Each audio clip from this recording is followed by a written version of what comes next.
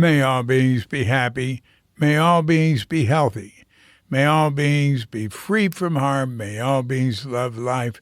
May all beings awaken. Welcome to another Kirk audio podcast. I'm DC, Poobah of Kirk Audio and Kirk Archives, doing our bit to help preserve the legacy of Shunryu Suzuki and those whose paths cross his, and anything else that comes to mind. I pray that you and yours are safe and comfortable, free from economic hardship, and able to get out and do whatever it is you want within the limitation of the universal precept of do as little harm as possible. So today we have a guest, Kirk Rhoads. And Kirk is going to talk about, his path, how he got to the San Francisco Zen Center, and, about that time. And then going to Japan, his relationship with the Suzukis there, because he moved to Yaizu, where Shunryu Suzuki's temple was, Rinsoin, and Hoitsu and Chitose, and he was close with them, Suzuki, And then he was there like a dozen years, and then he came back to America. And so what he's focusing on now is the Kent Rhoads Foundation, which is to provide financial support for those who want to be in meditation retreats, practice periods, that sort of thing. Kent Rhoads Foundation.org. And it's very impressive how he's putting it together. It wouldn't take effect till 2026.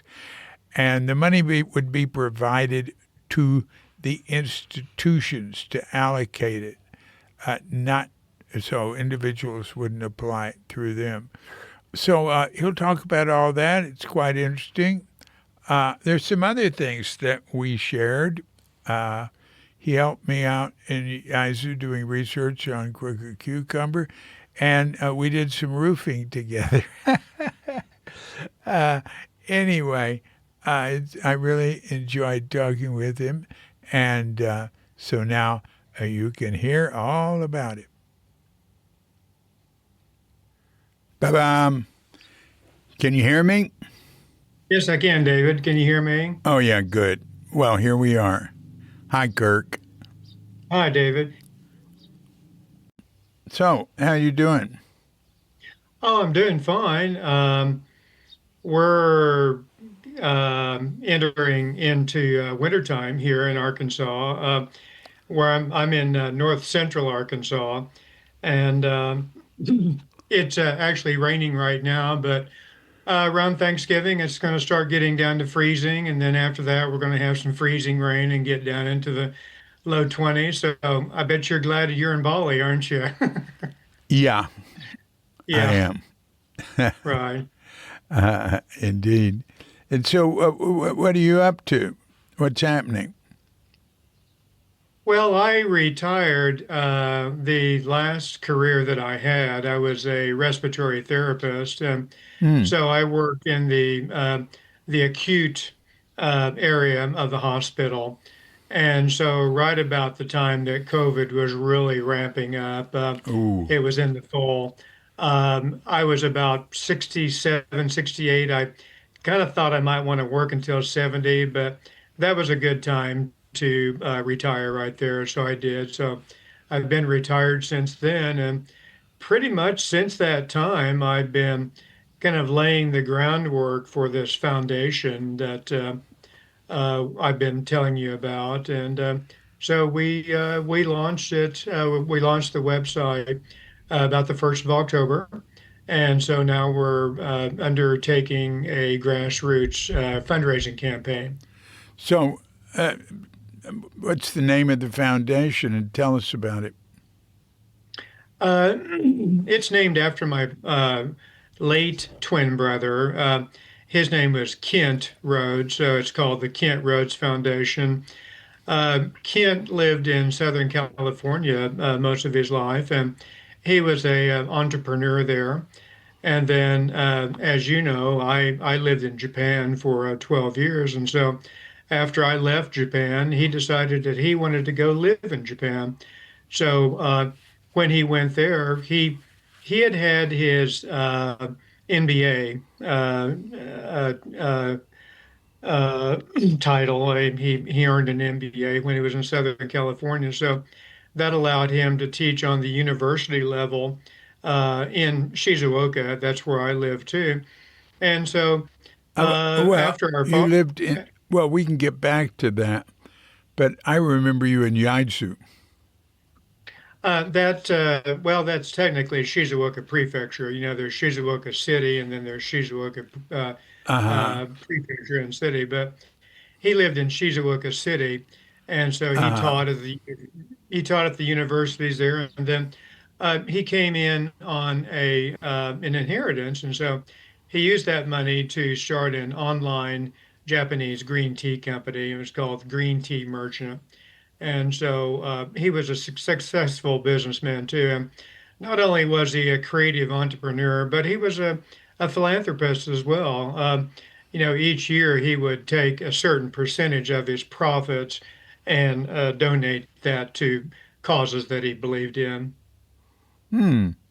So, uh, what's the what- what's the stated purpose of the foundation? Well, the mission, in short, is to financially support meditation retreat participants. And to kind of expand that out a little bit, during the time that we were sitting 1 and 7 day sittings and all that, the prices have gone up considerably to where now a 7 day session or 7 day sitting or retreat or whatever you want to call it costs about $1,000. And so and uh, and a 90-day practice period runs about $5,000. And when you That's start talking to, incredible. well, I mean, it's incredible, but it's also understandable, you know, with the cost of conducting one of those things. It is understandable now, Well, and on it's top of that, understandable in America where you don't have a strong Danka, our membership, our lay support group that takes care of temples. Uh, in Japan, of course, you don't pay for anything. In India, you don't pay for anything. I mean, there are exceptions, but they're sort of modern things, and they're still very little.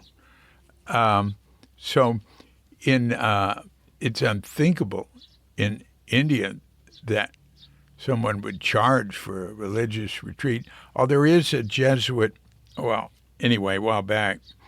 When was that? 2011. That not that long ago. 2011. There was a Jesuit who did Zen retreats in Tamil Nadu, and there was a minimum charge. That was unusual, and some people really frowned on it. But anyway, go on. It's understandable in America. In America, it's they don't have that out. They do have the outside support, but it's enough to keep the institution going, and it's not enough to cover everything. right, and also not only besides the sittings, the practice periods, and when you get into your retreats, a 3 year retreat can cost $20,000 to $40,000, if you can believe that or not. But anyway, Pardon. that came to our attention, and the practice centers, they do give sliding scale. I think most of them do give sliding scale support, but Yeah. still, it's a lot of money for particularly young people if they want to take time off of work to do a session or a practice period or whatever. So that's what we want to help out. We want to particularly the people that, as you know, David, people that want to become adept at the practice have to sit, very long and intensive retreats. And that's particularly what we want to support. Hmm. Wow, that's really something. Wow. Um, so, um, uh, is there more you could tell me, like how you plan to do this, how you plan to choose people? Uh, uh, wow, seems to me you could Sure. almost Well, set up your own retreats and uh, make them, get teachers to come in and rent places and support people like that. that's certainly well beyond our wherewithal right now. I Yeah. mean, we have a volunteer staff. We have a very, very well. We will have a very low uh, expense to donation ratio. In fact, I can't think, I mean, we're never going to have fixed assets. And so in the coming fiscal year of 2026, I can't imagine any variable costs that we're going to have because, I work out of my home. All the equipment's paid for. We don't charge the foundation, anything like that. But no, to get back to your point, there are also reasons why we do not and we cannot accept uh, applications. We do not accept applications through the website, and the main reason behind that is because we're understaffed. We don't have the staffing to go through individual applications and decide, who would qualify and who would not. Plus the fact that as a nonprofit organization, and we we do have our tax exempt status recognized by the IRS as a 501c3 nonprofit organization. We're not allowed to uh, donate or grant money to profit making organizations or individuals. Now, there are provisions in the tax code which you can do that, but they're very, very rare and it requires a lot of reporting to go along with it. So basically, what we're going to do, we're going to form partnerships with the practice centers, and we're going to offer them block grants each quarter. Now, in the case of the San Francisco Zen Center, they have been hosting sittings for what, 50 years. And so, they already have the infrastructure and the apparatus set up to accept the applications from the participants. And also, they have the experience and the skill to determine if they can support them with the sliding scale. So we're just going to let them do it. Yeah. And they have agreed to do that. And so that's why we're just going to be offering them block grants. We're actually going to start out with four practice centers, and we want to be equitable within the traditions of Enlightenment practice, within Buddhism. Um, and in fact, our advisory panel is made up, across the range of the traditions in Buddhism too. We have Robert Thurman. Feel very, very fortunate to have him on our advisory panel. We've got Zen people. We've got David Zimmerman, who's the central abbot of San Francisco Zen Center. Nicole Baden, Tatsudo Roshi, who's with Dharma Sangha, as you know. We have Kimberly Brown, who's with the Insight Meditation Society. And so those are going to be our four inaugural partners there, being San Francisco, Crestone, Minla Institute, which is Robert Thurman, and then the Insight Meditation Society. So we've done that because we feel like that uh, we don't know how our fundraising is going to go in the fourth quarter. And so hopefully we will be able to go to them and ask them what their requirements will be for the first quarter of 2026, and we'll try to meet that. But we're not sure that we will be able to or not. It depends upon how the fundraising goes. My. All right, that's awfully good work. I wish you good luck with it. Well, That's thank you. yeah, and I'll sure give you a plug for what it's worth. Not just with the podcast, but on the blog, and we'll we'll we'll we'll do some stuff on kook.com for it. And That'd be wonderful, David. Thank yeah, you. Thank you very much. and it'll go to Facebook and uh, maybe Instagram, but that I don't know that the Instagram posts are yeah it will the post for this podcast goes on Instagram, so and a Blue Sky and a email list. Okay, so well well I look forward to seeing how it evolves.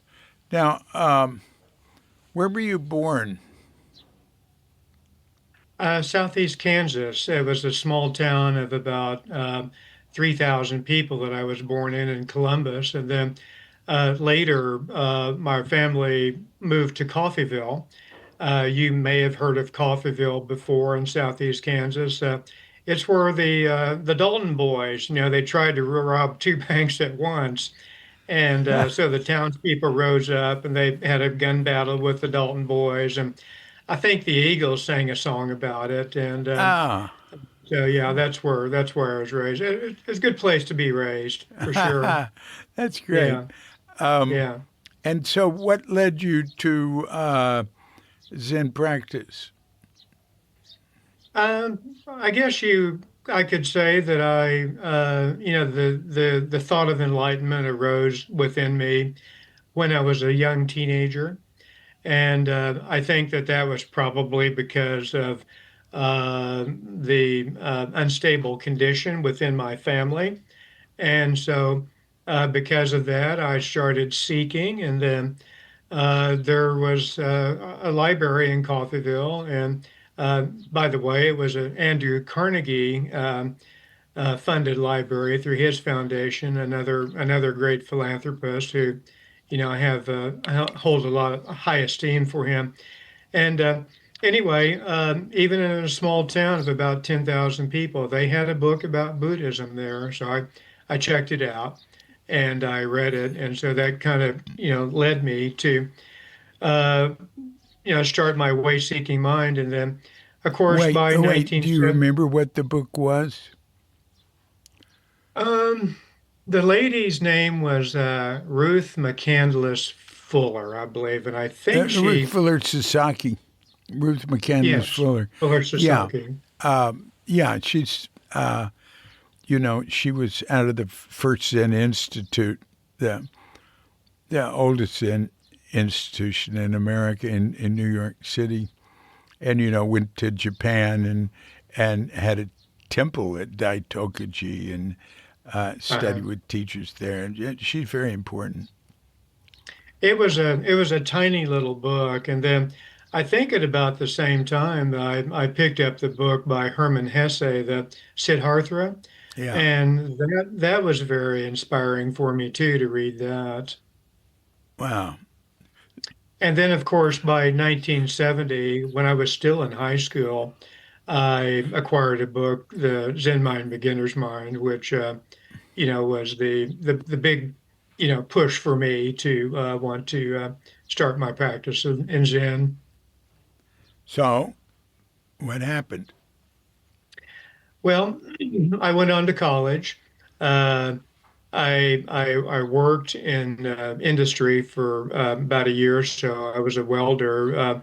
Went to welding school when I got out of high school, and then I went back to college and uh, went to the University of Kansas. And really, the only thing I wanted to do after I finished my university studies was to join the Peace Corps, which is what I did. And I served in Guatemala for a couple of years. And then after finishing my stint there in Guatemala, the only thing I wanted to do after that was to go to the San Francisco Zen Center, which I did in 1978.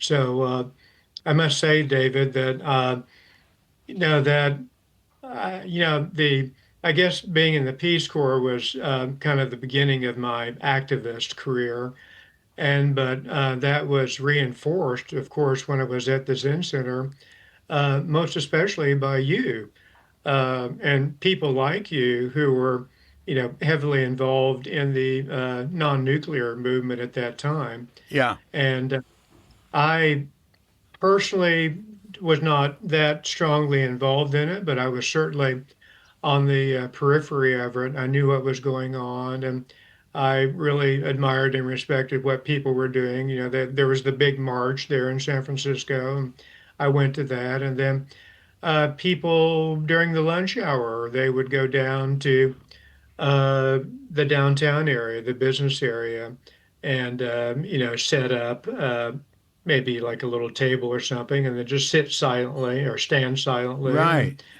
so it was a very very inspiring and motivating experience for me to start to get involved in activism. Yeah. Yeah. Yeah. Zen Center. People in Zen Center were involved. I think John Bales might have been president of the San Francisco uh, freeze or anti-nuclear something. I can't remember what. Yes. And the abbot Richard Baker was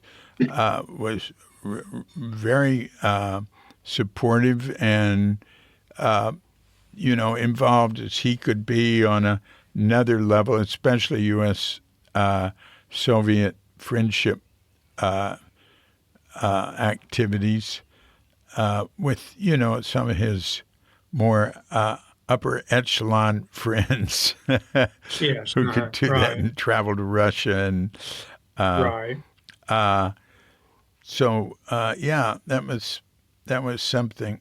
And there was a Reagan did make deals with Gorbachev that greatly reduced nuclear weapons back then, so it had some effect. Uh, hmm. So And go on. And I would say that after that, what I'm doing now with the foundation is sort of just kind of a continuation of what I've been doing all my life. I just sort of like, kind of gradually flowed into it. And even when I was living in Japan, I was an activist there. I was particularly concerned about the Chinese invasion of Tibet. And so I would, as much as possible, I would write to congressmen and letting them know, to please pay attention to that and to try to help out the Tibetans. And I even, David, in a very crude way, I tried to start sort of like the beginning of this foundation in that when I was in Japan, I was mainly teaching English while I was there, but I was an independent contractor. So some of my contracts were with, some pretty big corporations in Japan. So I tried to, reach them on a corporate level to try to get them to fund practice over there. And like I said, it was a very crude attempt and it didn't work out, but Yeah. at least I tried. And anyway, it was kind of the beginning of what I'm doing now. But even since then, as much as I could during my working career, I, became like an animal activist, of course, an environmental activist, and human rights, and so on. So, Yeah. been doing that all along, for Yeah. all my life, really.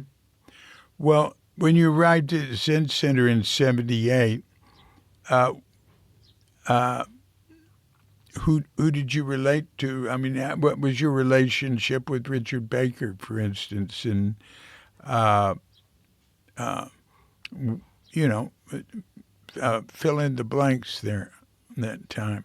Well, I was very inspired by his teaching. Uh, he was my teacher. He is my teacher, and so that has never changed at all. I'm very, very inspired by his teaching, and because of Good. many different things. And um, so as they say, I hung around Zen Center.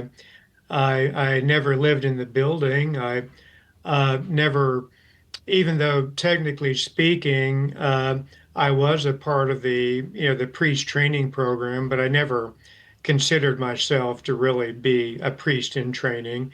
However, because I worked for the Zen Center businesses and all that, out of that, I got deferments for my college loans. And gradually my practice developed. I set sashins when I was there. I may have done within, the 6 or 7 years I was there, I may have done 4 or 5 sashins while I was there. And so um, after a certain amount of time, I didn't ask Baker Roshi if I could become a practicing student, is what it was called back then, a practicing student. He said to me during a Dokusan, he said, "Okay, I will accept you as a practicing student," which was kind of surprised me a little bit, but it was great. So after that, I was able to go to his lectures and to meet him more frequently and so on. And then of course I had a pretty close relationship with Reb Anderson too. He was Yeah. uh, very instrumental in guiding me in my practice. And so uh, I mean it was a very exhilarating time for me. I had a pretty good social life. I had friends. Uh, it was kind of an exciting time at Zen Center back then, where you'd have like Jerry Brown was governor and so on. So it was quite a like I say exhilarating time for me. It was. It was indeed. Uh, yeah. And it was, there was a lot of fun. Now, when you arrived in 78, I was no longer living at Zen Center. I was living, well, I had an apartment next door, and I was living in Bolinas and everything, but I was still very, very involved. Uh, and yeah, it was it was always uh, there was always so much happening when Richard Baker was abbot, and he had a vision, and so he was sort of like the emperor of the Zen Center. So pretty much things came out of him, or what I would spend time convincing him of things.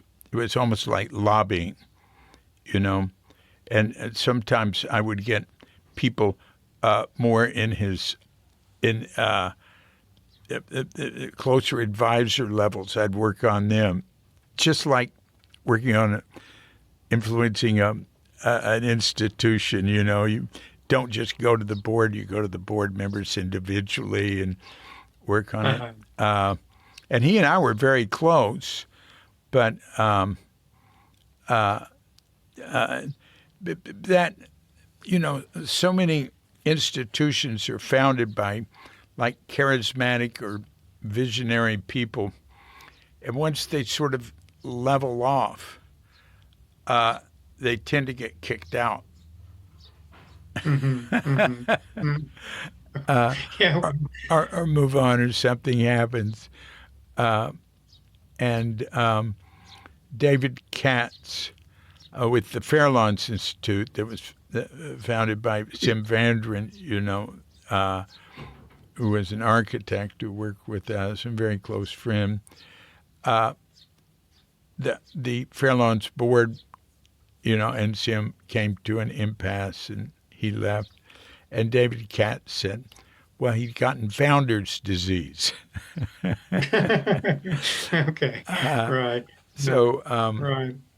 and of course, uh, that was a big event in Zen Center history. But things have worked out well. Like you said, there's Creststone. My association is more with Germany, Dharma Sangha in Germany. Right. Hmm. In fact, I haven't been back to America in 12 years. I live in Bali, Oh, and wow. but I've been to Creststone 3 times in that time.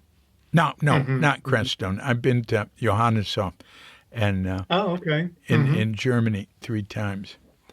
I'd certainly like to visit there someday, and I believe I will.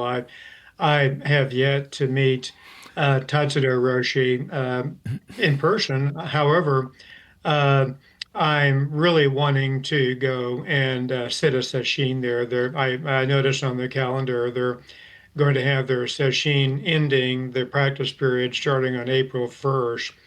And I would really like to attend that. I haven't done a sesshin for, well, almost 45 years, but I'd really like to do that and Yeah, get back in.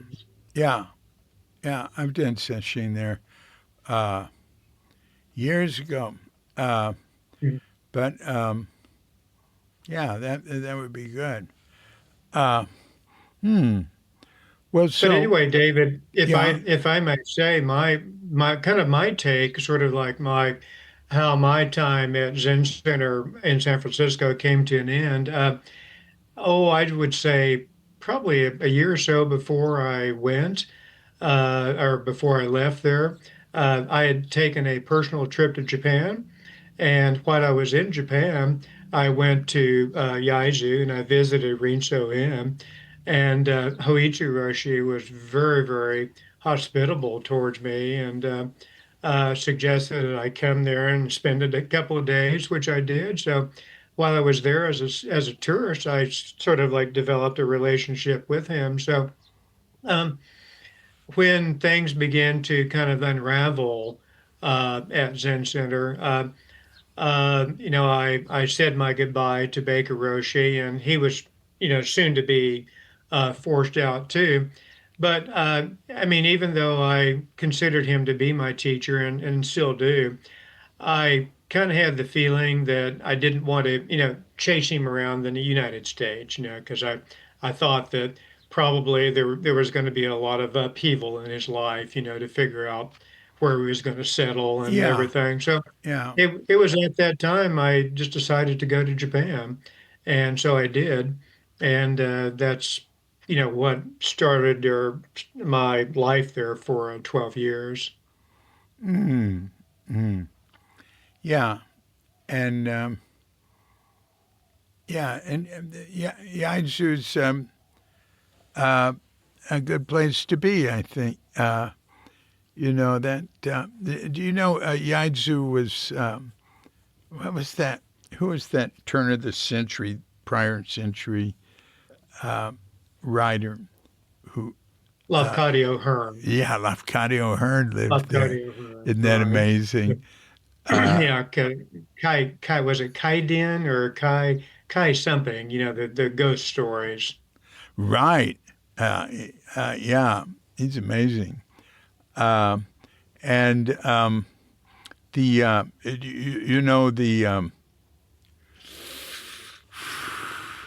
I can almost remember the name of the boat. The when the U.S. did the test at Bikini, the hydrogen bomb test. Uh, there was a boat of Japanese sailors that were too close. They got radiation poisoning, Hmm. and they were out of Hmm. Yaizu. Were Uh, they really? Was it a fishing boat? yeah, and they came Uh-huh. back, and one of them died from the, I think only one, but I'm not sure, of the radiation poisoning. And of course, to Japan, that was like another nuclear bomb dropped on them by America. That was a really big deal in Uh-huh. Japan. And there was a march in Yaizu, in protest to it, in protest to U.S.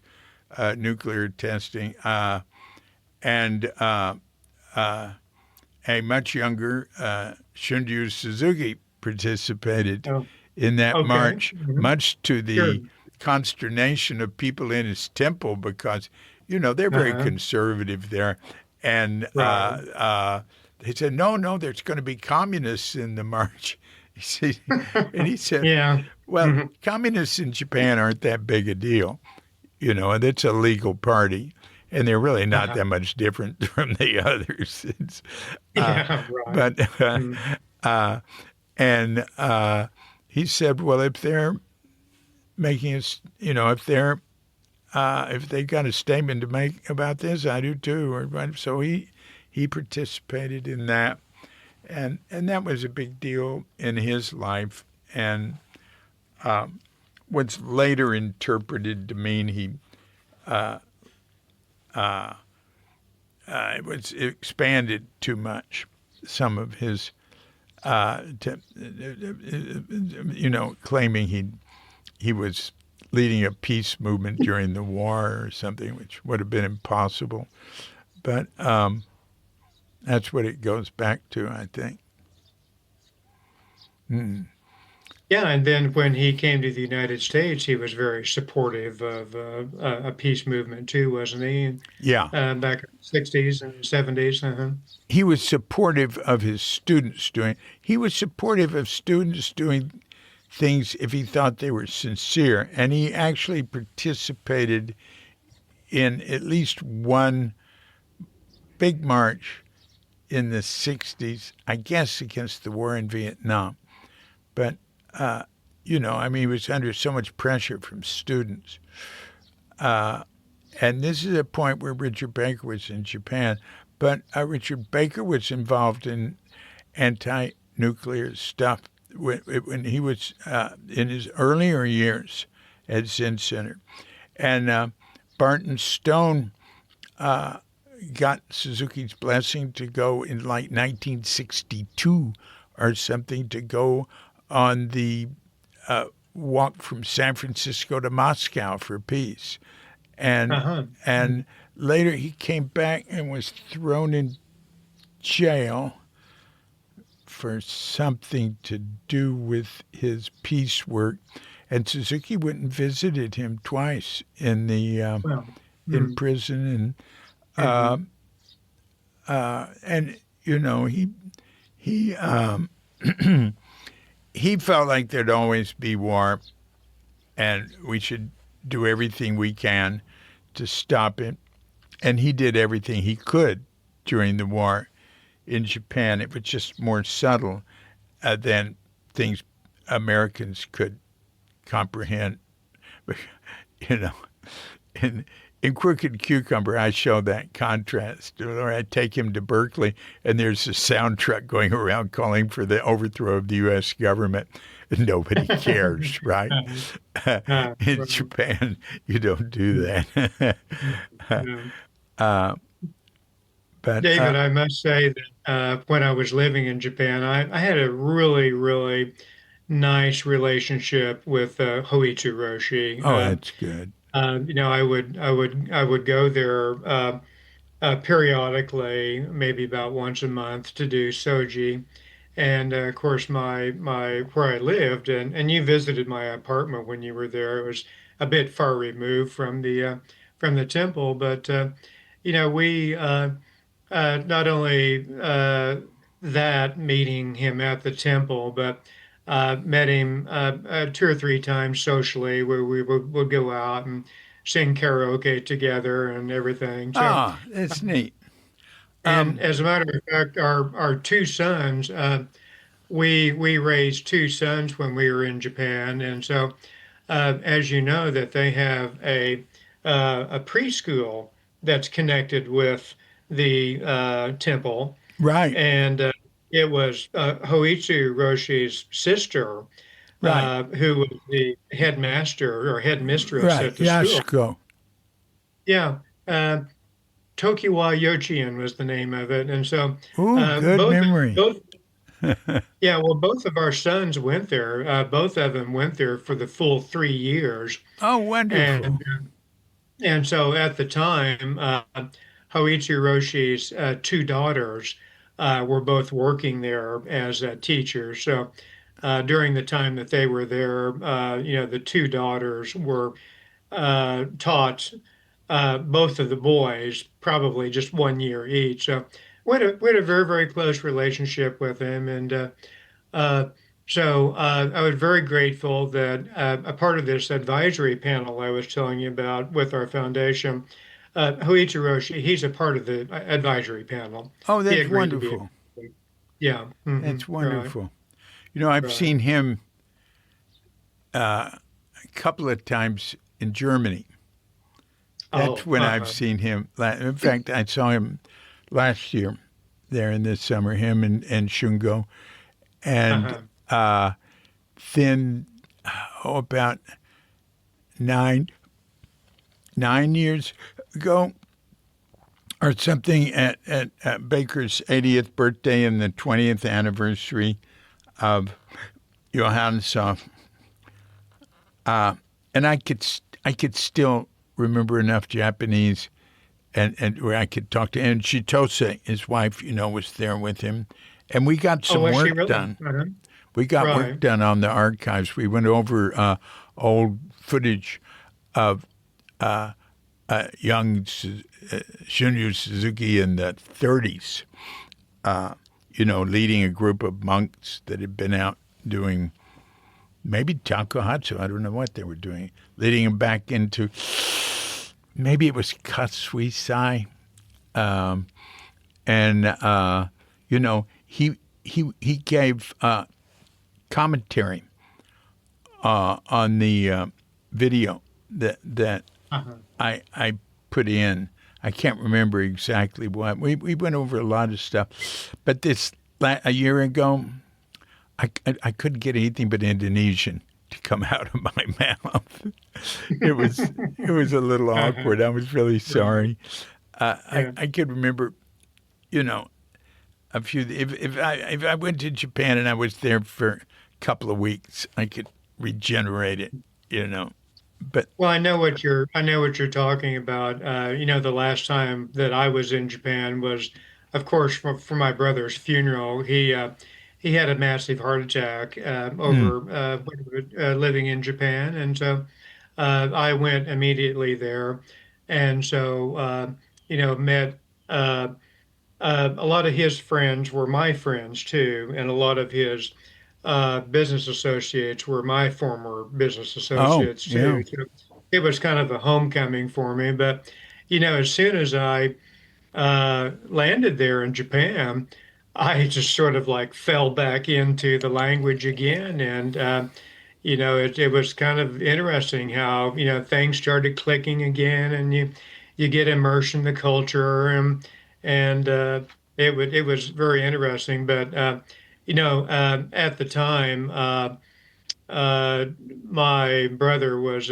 cremated there in Yaizu, and he had actually bought a home in Yaizu, so he was living in Yaizu at that time, and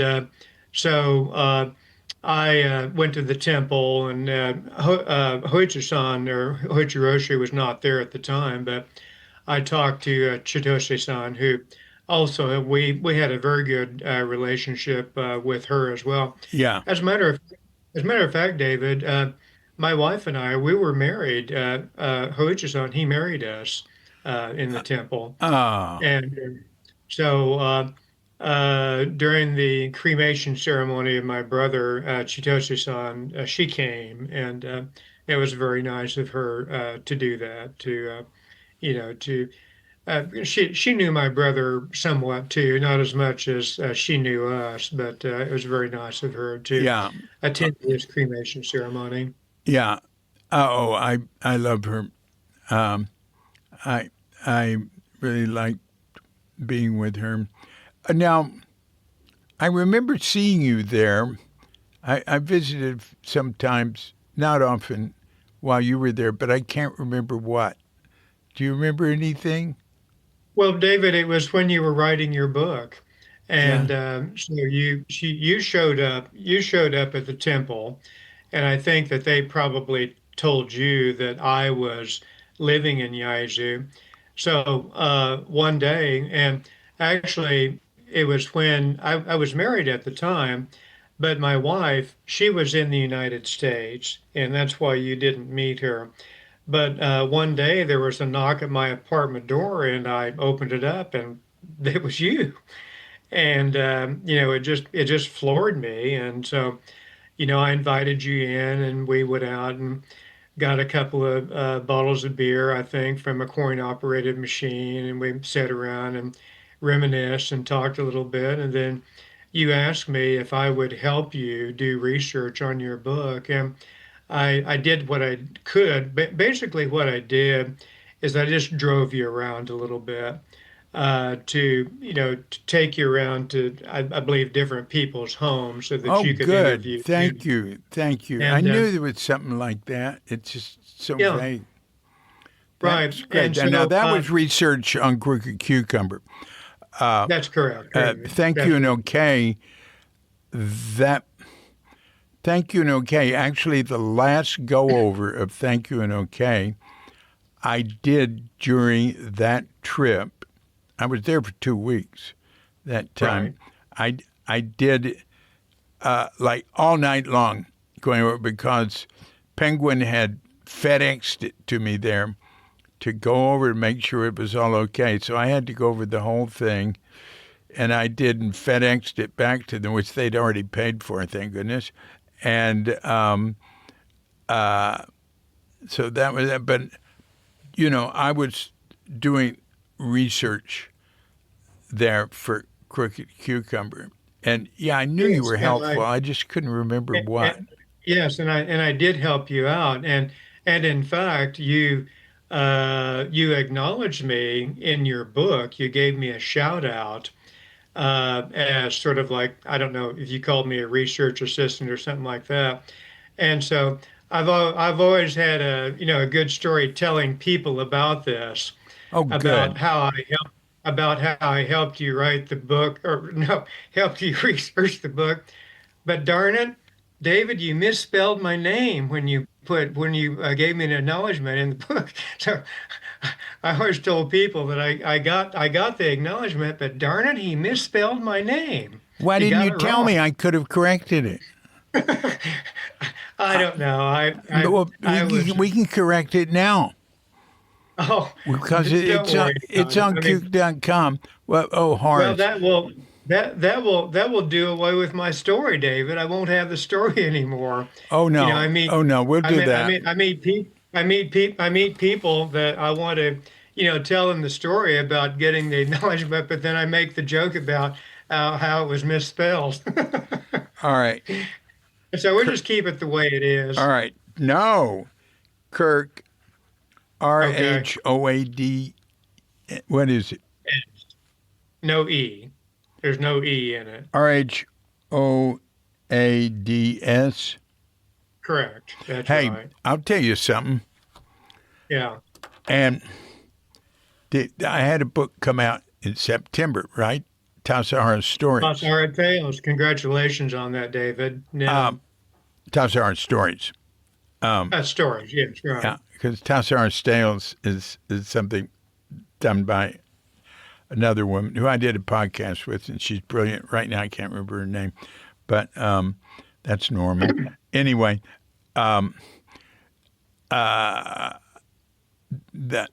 the worst errata in it, we've already collected a bunch of errata to fix as soon as there's another printing, is Rhode Island is misspelled as Oh, Road Island. Now, I thought, I work with two people, Peter Ford and Wendy Piercy, and there were some other people went over, but they're the most important, and the editor at Monkfish. But they're very exacting, and I think probably it wasn't misspelled, but maybe when I went over it with spell check, accidentally, after they'd seen it and everything, because I would keep working on it after we worked on it. I worked on it for months and months after we were through working on it. I think that spell check suggested road, ROAD for ROHED or something. I can't imagine consciously doing that, but anyway, it's there, and it's really the most embarrassing errata in the book. David, if you don't mind, I'm going to jog your memory again in our own personal relationship with each other. Yeah. And that's when that you were living in Bolinas. And at the time, you got involved in a cold roofing process. Right. Right.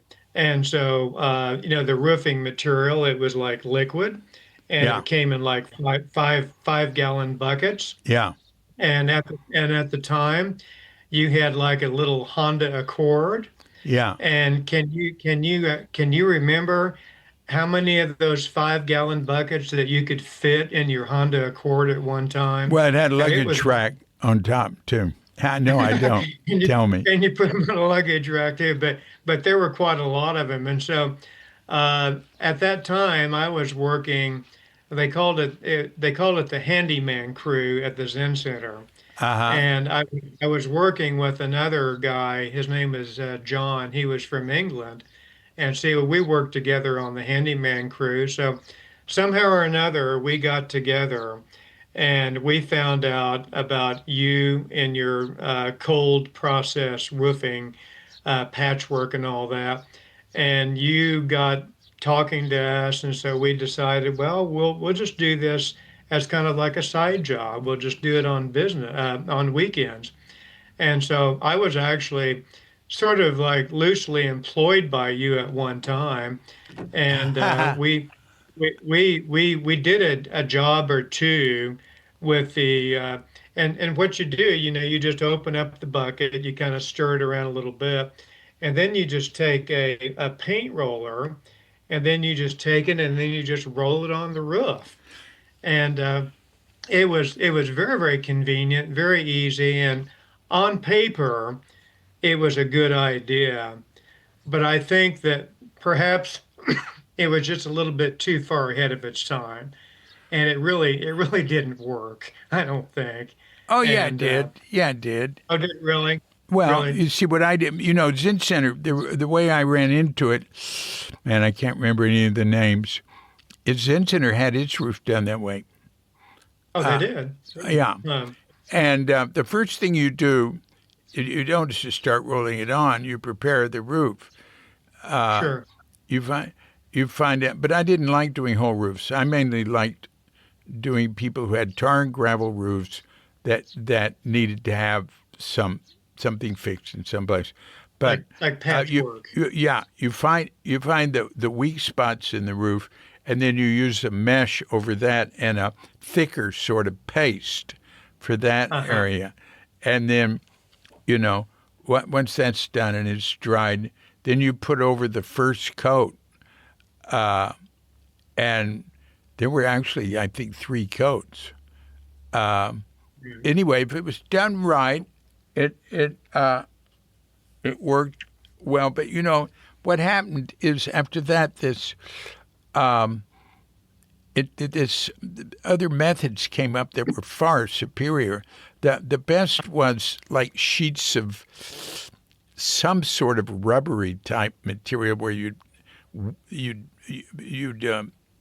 get a torch and melt them together. Ken Sawyer was doing Right. that. There were different ones. I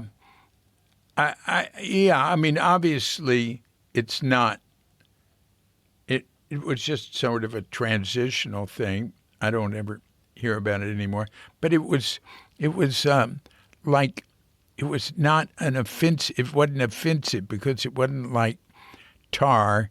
It was like latex or something, whatever it was. Sure.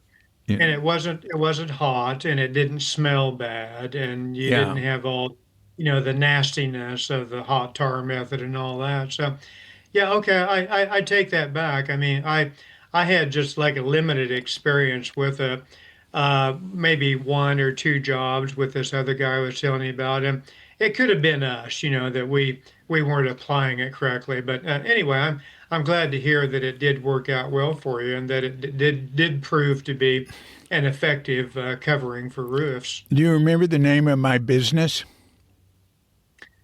If you'll give me a hint, I might come up with it. It was Roofer Madness. And look, Okay, that's a good one. I only did it for half a year. What happened is I quit working at Greens, and I'd been there 2 years. You're like the maitre d' there, I weren't was the you? maitre d', and Right. it was great. It was so exciting. It was wonderful. But, I said, I'm tired of saying no to people because we were always full and there would be these crowds of people coming and I'd just be telling them, I'm sorry, you can wait an hour or you can sit over here in the redwood section. And that was so much of my job.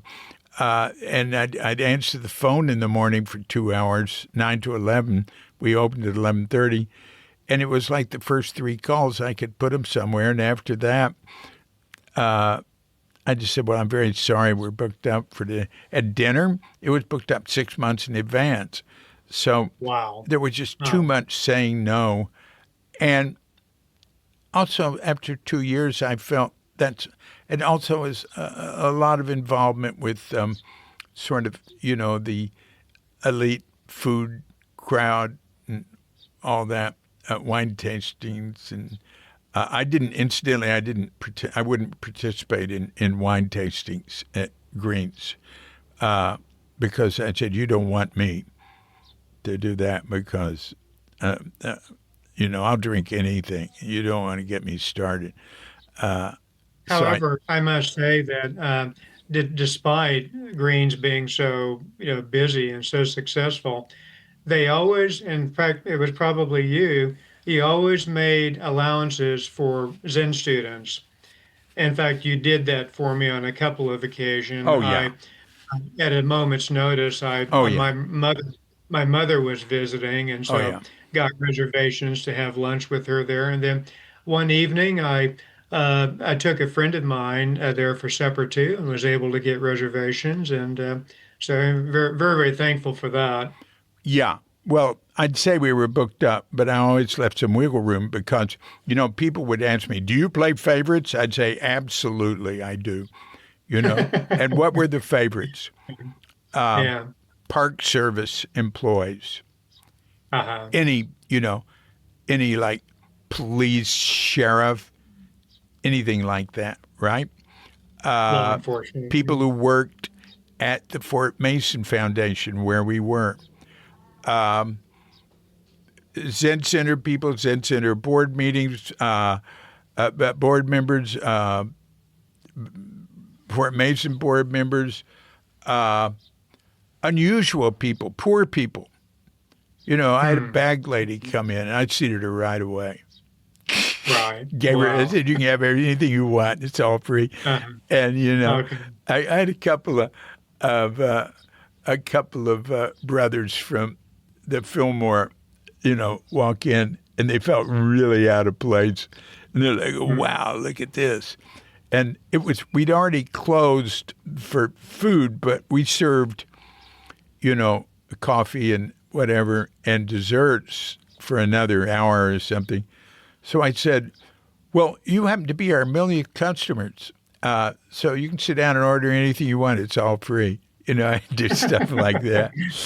The millionth customer. That was fun. It was a lot of Good fun. food. Yeah. But yeah, and then I went, and a friend of mine was visiting me, Gregory Johnson, and I ran out of money. In fact, Gregory and I made sure that I'd spent everything, so I had nothing. And then he helped me start Roofer Madness because I'd met the dudes at Zen Center who were doing the roof there. And I did that for 6 months. And what was cool, man, I'd go up to somebody, so I had these little leaflets and put out, and it would just say repair of tar and gravel roofs. And I remember going up to a home in Marin, and I have that roofing stuff on my shirt and pants, and a woman answers the door, and I say, "Yeah, I'm here about the roofing job," and she said, "But you're the maitre d' at Greens." That was a happy moment. Anyway, Right. yeah. So thanks for reminding me of that. Yeah, it had its difficulties, but I would give people guarantees in certain circumstances. Some of them I'd say I can't guarantee it. You need a whole new roof job. But if you want me to do it, I'll do it, but no guarantees, just time and materials. And they go, okay, Right. because they're trying to save money. The ones I guaranteed, ma'am, for a year, I was very happy when that year was up. I didn't get a single call. And Wonderful. the guy named Bob, who owned the roofing company I got the materials from, who did the Zen Center roof, he said something that was classic. He said to me, "When it rains, roofers have nightmares." Yeah. Obsessed with the weather report every day, huh? Yeah. Oh, Yeah. God. Yeah. Oh, weather. Yeah. Boy, a lot of pressure on that, man. Well, Mm, I don't know what happened next. I probably did something else for Zen Center or something. mm, Yeah. yeah. Mm. Well, David, thanks so much for having me on. It's been wonderful catching up with you and seeing you once again. Well, is there anything you want to add or anything we've missed? Um, Only to say that it's uh,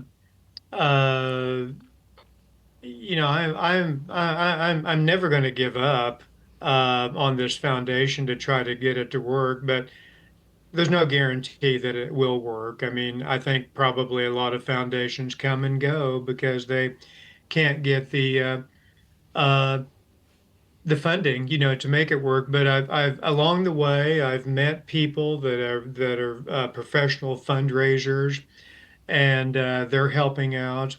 And so we're going to try to next year tap into, the wealthier donor base, and also do grant writing with foundations and so on. So we're going to keep plugging at it, and to try to make this thing work because it's estimated that there are 200 practice centers in the United States alone.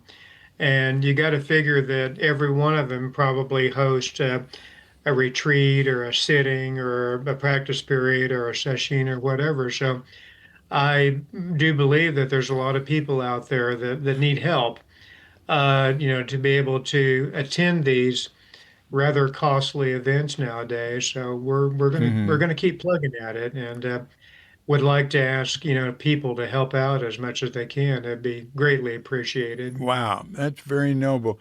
One thing is that if people get involved with the organization that has the retreats, after a while, they can do them for free.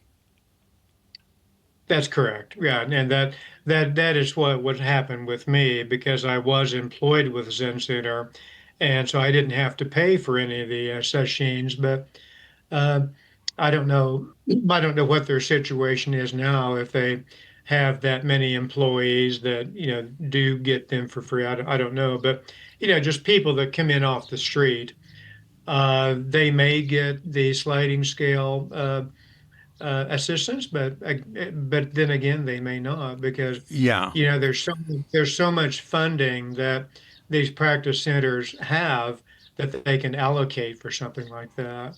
yeah, yeah, So every one of them that I've talked to think that it's a wonderful idea and that they need assistance besides what they give themselves. They yeah, need other additional assistance to help, augment this sliding scale yeah. support. One thing you might run into, which I definitely ran into doing fundraising for Suzuki Roshi lecture archiving. Is everybody thinks it's great until the Yes. development people hear you want to raise money and let you know, don't touch any of our donors. Yes, I've right. had that happen. But that's No one reason poaching. there was only a brief period where Zen Center, because of Steve Stuckey being Abbott, wanted Zen Center to support what I'm doing. But I said it'll never work. We did it for 7 months. And finally he agreed with me. It was too many strings. And it was like, I'm independent, man. I couldn't take it. And you know what I mean? Yeah. One person gave me a bit of advice. She said that if you ask people for their advice, they'll give you money. But if you ask them for money, they're going to want to give you advice. Wow, that's very interesting. I would think about that. Yeah. Yeah. I would think Right. about that. Yeah. Huh. Huh. Mm. Well, okay, Kirk, that's very interesting. Thanks for reminding me of, of all the help you gave me with research that, in Japan on cricket cucumber and the misspelling. What did I spell it? Rhoades? There was an E in it. Yes, I believe. Right. Oh, how terrible! I try not to do that. Right. I know one thing in A Brief History of Tatsujara. We tried so hard to check everything, but Laura Burgess has one S at the end, and her Oh, whole life is telling people, no, it's just one S, not two. well, that's what happened to me, and I was just making a big joke out of it. It was kind of a funny story. No, now it's a major news story for us. I love errata. I love see, Um, and also I tell people, that we've got all this errata from Tassara stories. I mean, Rick Levine sent in a really good list, and there've been a few come from other places, but he really had a good eye. But I've asked him if he'll go over the new one. Actually, I'm sending it in. I've sent it in 3 times, but I'm sending it in. I might, this might be the last time today. We'll hear when I hear more from them. At some point, I'm going to ask him to go over it because it was such a good eye, and we'll go over it again. But I love telling people we're still getting errata from Crooked Cucumber, and there we go. there you go. There's one Right. today. One more. Let's Uh, hope it's the last one, huh? yeah. Right. No, I love them. I love errata.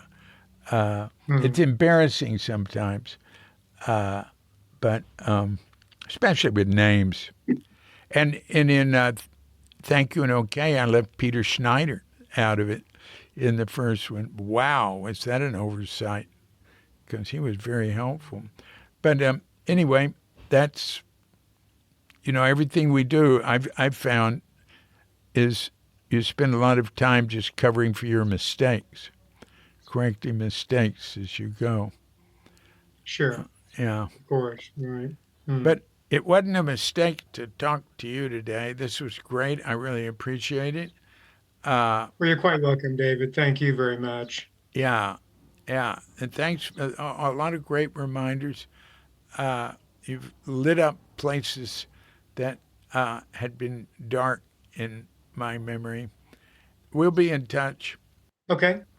You take care.